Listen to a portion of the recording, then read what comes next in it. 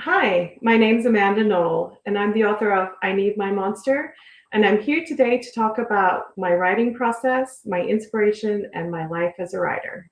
I'm going to start off with the story of what inspired the book, the first book.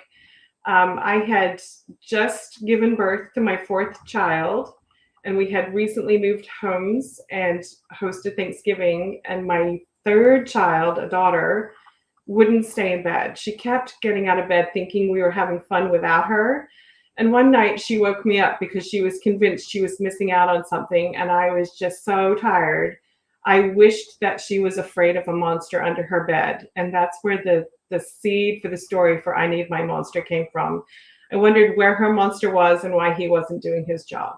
When I was working on I Need My Monster, I was writing every day. I had small children in the home, and so I would wait till they would go down for their afternoon quiet time or nap, and I would write like crazy until the older children came home from school. So I would get about 2, 3 hours of writing in a day. Now I actually am an elementary school librarian, so I only write when I have a project or a deadline, or I have a story that I just cannot keep quiet in my mind, and then I just have to write it down to get it out of my head. Ironically, growing up, I grew up in a family of 6 children, and I shared a bedroom with two of my sisters. And for most of my growing up years, my younger sister slept on the bottom bunk, and I slept on the top bunk. So I kind of consider her my monster. I live very far away from most of my family, and I didn't tell any of them I was writing or writing children's stories until I actually had a book in my hands to send them. So I was so excited to mail off I Need My Monster to my parents so they could see my first published work.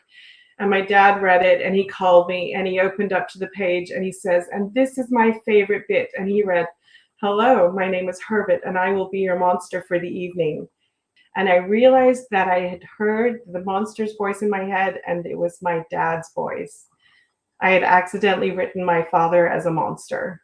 Yeah, I get this question a lot, and it's not an easy answer. It's read every day, it's write every day, and then revise your work over and over again. Students like to write it and be done with one draft. And I tell them it took me 11 drafts to get I Need My Monster right.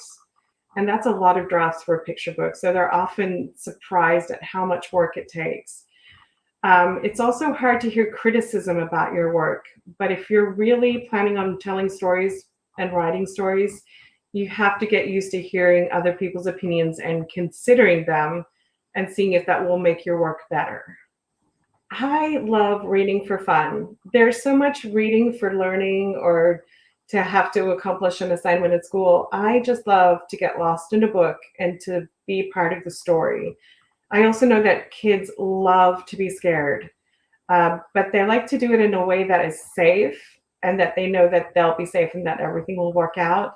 So I think Monsters Under the Bed is a great environment. It's an environment they know. It's their home, but it still can be scary, but it works out in the end.